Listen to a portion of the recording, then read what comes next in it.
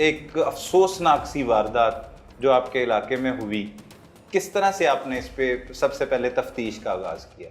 22 मई को सुबह हमें एक 150 कॉल मौसूल हुई, जो कि तनवीर ने की कॉल, और जिसमें उसने बताया कि मेरे हकीकी बेटे को 6 साल जिसकी उम्र है, गुलाम मुस्तफ़ा उसका नाम है, उसको मेरे हकीकी वालिद यानी कि गुलाम मुस्तफ़ा के दादा ने कत्ल कर दिया। सगे दादा ने सगे दादा ने कत्ल कर दिया, और उसकी जो डेड बॉडी है उसने गंदा नाला, ये जो चाइना स्कीम है, यहाँ पे फेंक दी है। तो हम फौरी तौर पे मौके पे पहुँचे, तो वहाँ पे वाकई ही कॉलर मौजूद था और एक 6 साल के बच्चे की डेड बॉडी मौजूद थी। वहीं पे मौके पे मौजूद थी, और उसको बच्चे के गले में एक सुर्ख और सफ़ेद रंग का रुमाल था।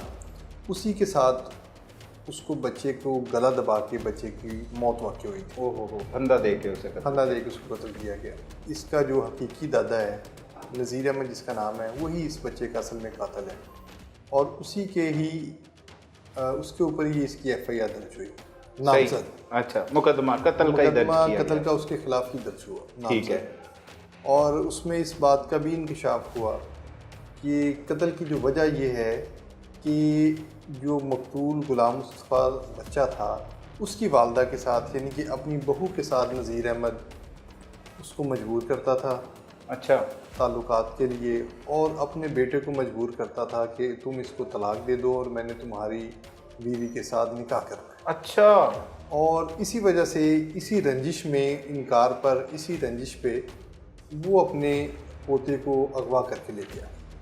अच्छा, इसी मतलब इनकार पर शादी नहीं करनी है, जो भी इसी रंजिश पर वो उसको अगवा करके ले गया, और 3 दिन तक उसको मुख्तलिफ जगह पे लेके रहता रहा, घुमाता रहा। क्योंकि बच्चा मानूस था अपने दादा के साथ, वो पहले, और हर बच्चा मानूस होता है दादा के साथ, ये रिश्ता ही ऐसा है। जाहिर सी बात है, वो घर में इनके रहता भी रहा है, तो वो उसके साथ चला गया आराम से, और ये इसको 3 दिन तक मुख्तलिफ जगहों पे रखता रहा, घुमाता रहा। 6 साल का बच्चा, 6 साल का बच्चे को।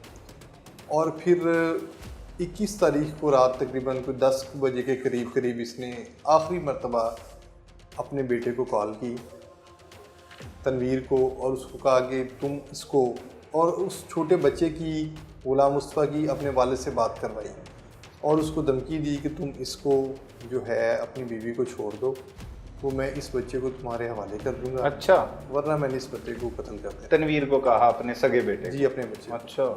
और फिर उसके कुछ देर बाद ही इसने उसी रुमाल के साथ जो इसके ज़ेरे इस्तेमाल था, उसने इनकार किया इस बात से। उसने इनकार किया कि ऐसा नहीं हो सकता। और फिर उसी इनकार पर इसके पास जो अपना रुमाल था, जो इसने अपने गले में रखा हुआ था, जिसके गले में ये डालता था, उसी रुमाल के साथ इसने उस बच्चे को गले में डाल के और उसको फंदा दे के, गले से उसको दबा के, उसी रुमाल के साथ तो उसको जो है बच्चे को कत्ल किया। सही। और ख़ुद मौके से फ़रार हो गया।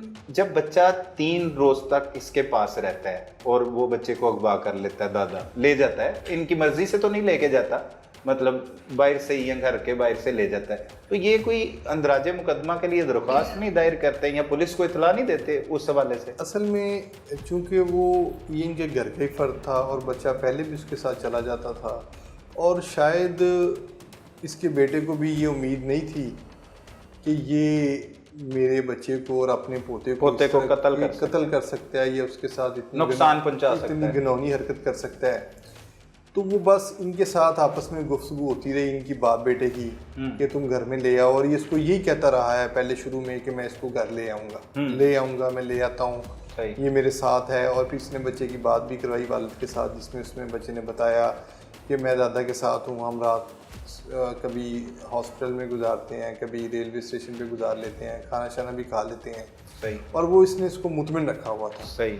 और फिर जिस रात को ये वक़ूआ हुआ है, उस दिन उसने अपने बेटे को फ़ोन करके पहले यही कहा है कि मैं इसको घर वापस लेके आ रहा हूँ। अच्छा, लेके आ रहा हूँ। वो उसको मुतमिन रखा, और फिर आखिरी कॉल जब उसने इसको करवाई है अपने पोते की, अपने बेटे से बात करवाई है, तो उसमें इसने कहा कि तुम इसको अपनी बीवी को छोड़ दो, अगर नहीं छोड़ोगे तो फिर मैं इसको कत्ल कर दूँगा। अच्छा। और उसके बाद फिर इसने अपनी बात को अमली जामा पहनाया और बच्चे को हकीकतन उसने कत्ल कर दिया। सही। तो बीवी जो उसकी बहू थी, उससे भी इसने बात की है कि तुम मेरे साथ शादी कर लो, या उस दौरान जब ये फ़ोन पे उनसे बात कर रहा था बार इसकी बात तो अपने बेटे से ही होती रही है। बार। और इसकी जो मकतूल की वालदा है, मकतूल जो बच्चा है इसकी जो वालदा है और उसकी जो बहू थी, उसको भी हमने शामिल तफ्तीश किया था। उसने भी अपना बयान दिया है कि ये मुझे हरासा करता था अच्छा। और मजबूर करता था और मेरे इनकार पे इसने मेरे बच्चे को कत्ल किया। सही।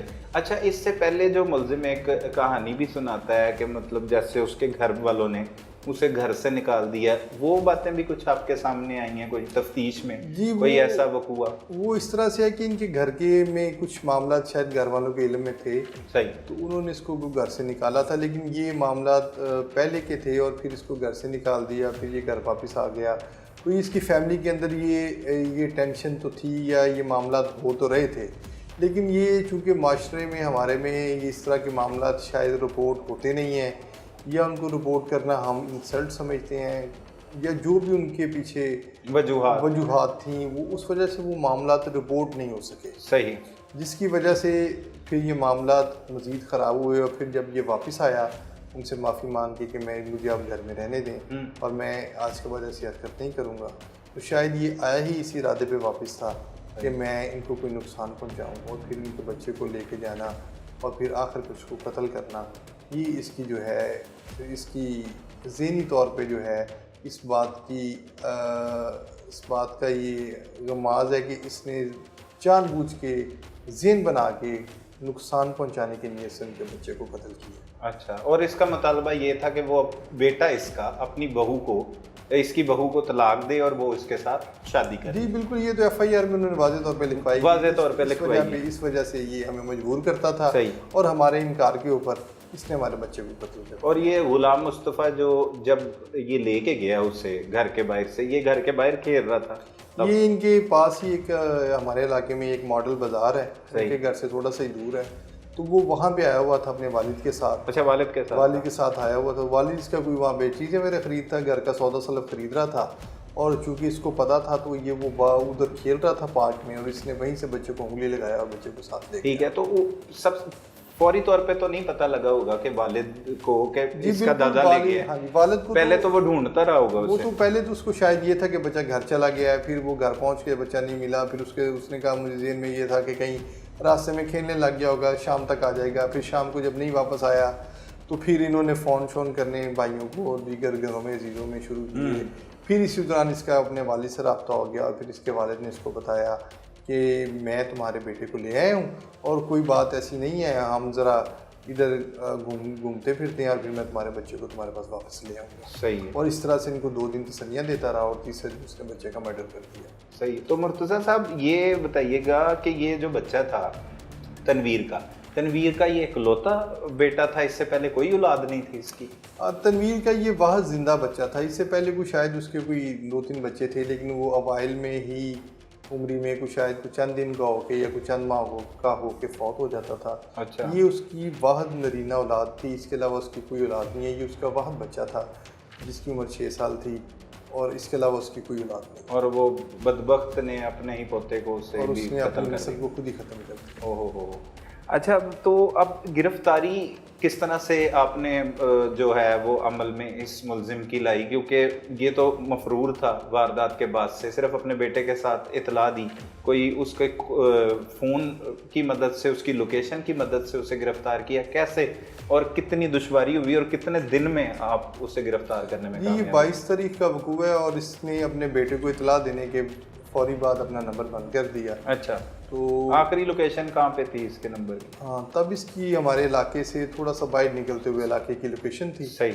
और उसके बाद इसने अपना नंबर बंद कर दिया और फिर मुसलसल इसका नंबर बंद रहा है। सही है। इसने दोबारा से नंबर ऑन नहीं किया। ठीक। क्योंकि इसके ज़हन में ये थी बात कि पुलिस मुझे मेरी लोकेशन से ट्रेस कर सकती है।